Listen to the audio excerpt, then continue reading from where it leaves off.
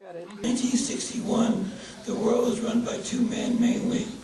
One was Nicky the Cruz, a gangster trained by Stalin, who killed people by throwing shoes at their heads and threatening to start World War III by a nuclear holocaust.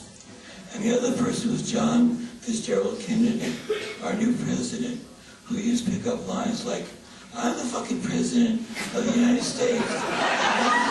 I can get you in backstage to meet Sinatra." Also, in 1961, there were two famous French philosophers. One was Albert Camus, and the other was Jean-Paul Sartre. Camus was a better philosopher, but Sartre was a better driver. He's the more famous of the two. And also, in 1961, in Hawaii, a little baby boy named Barry Obama was born. That's Hawaii, not Indonesia, not and certainly not Mars, like John Boehner wants you to think. But for me, the worst thing that happened in 1961 was Sylvia Matthis died.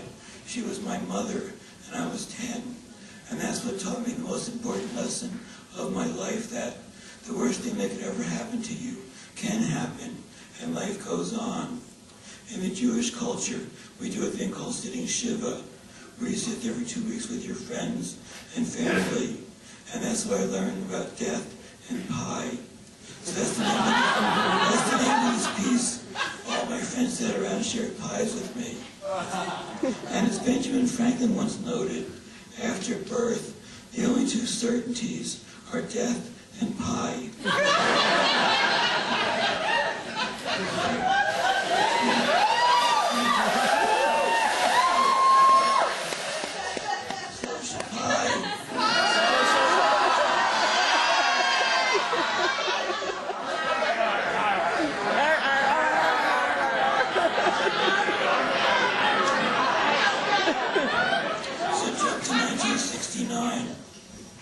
I was a senior in high school.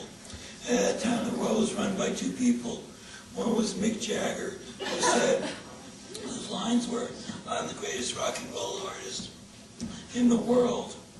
And also, I can get you in backstage to see the Beatles." And the other was John Lennon, who killed people by, A, forcing them to listen to Yoko Ono music. And if that didn't work, he forced them to watch Andy Warhol's 8-hour movie of the Empire State Building. In that year, I read every book by Camus, even though he was a bad driver. And he was dead by then. I still thought he was a better philosopher. Jump to 1971. The world was run by President Nixon, who killed people with napalm, carpet bombs, and foisting Henry Kissinger onto the world. And Ho Chi Minh would pick up lines like, "I can get you in backstage to meet Chairman Mao." And also, I'm the fucking guy who beat the Japanese, the French, and the Americans. And that was the year that the first political party I helped start was called the Birthday Party. We said cakes for everybody. Let's see. The next important year in my life and the country's life was 1980. The world was divided between Reagan, who was assassinated by forcing people to watch all his old movies, which were still in black and white at the time, or by Central American death squads. The other person to run the world was Patti Smith, whose pickup lines were, "I can get you photographed by Mapplethorpe." Or her second come-on line was, "I spent 20 years working at the piss factory." For some reason, that worked. That was the year I met my wife of 25 years, Joanne Leon. Cut to 1989.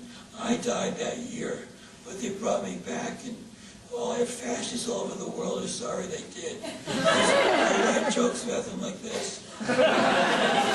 Actually, last night, William F. Buckley came to me in a dream. He called this act a tawdry display of left-wing claptrap and undisturbed optimism with a veneer of the plasticity of history. But I say to him, "You're dead, Bill, so piss off."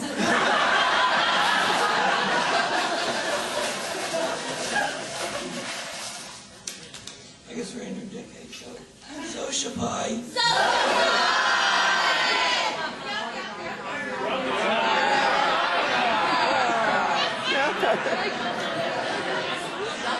He's at 6:48. In the late 90s, we were back to 1961. We had a cute president who used the exact same lines as Kennedy, except in his case it was Frank Sinatra Jr., not Sr.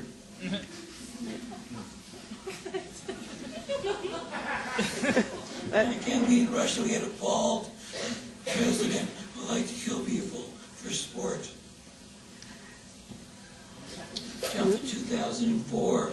In 2004, the world was run by Dick Cheney, who killed people by smirking at them with a shit-eating grin. And if that didn't work, he had a marionette who killed people with wet towels. The other person who ran the world was Bruce Springsteen, who needed no pickup lines because he's Bruce Springsteen.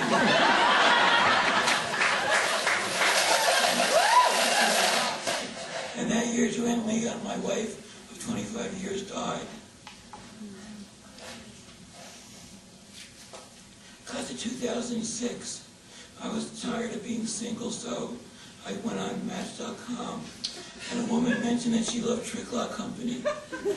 So in 2005, I first went to one of these lounges where I saw Shanoa Allen pull down his pants. I've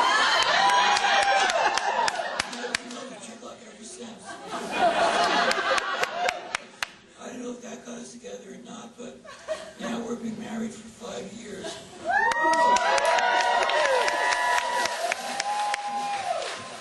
She loves donuts and I love pie. So in the Jewish culture, we call that a mixed marriage. So our dream vacations are to go to Hawaii and Pie Town, New Mexico.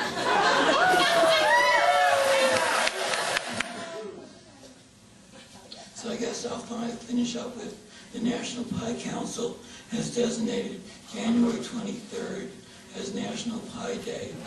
And John McCain in Arizona has voted for that for years to be an official holiday instead of Martin Luther King Day.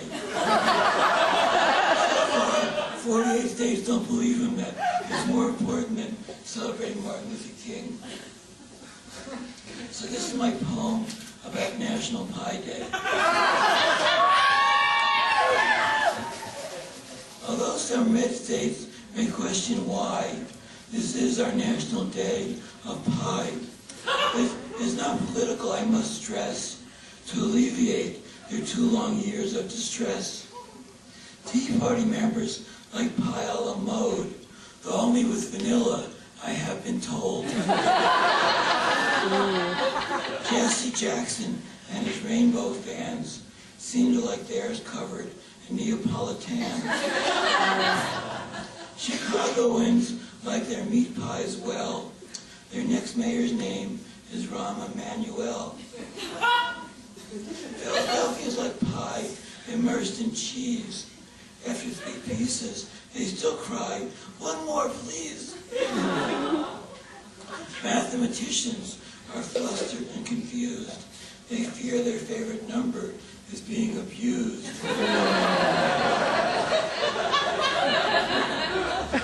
Egyptians suddenly get a taste of freedom pie after decades of consumption by the gluttonous Hosni.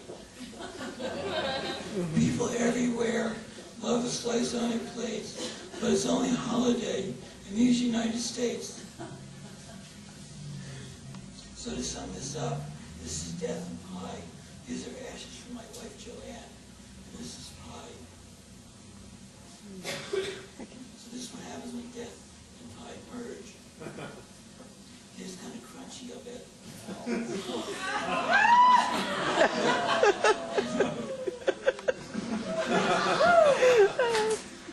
I would recommend you guys try this.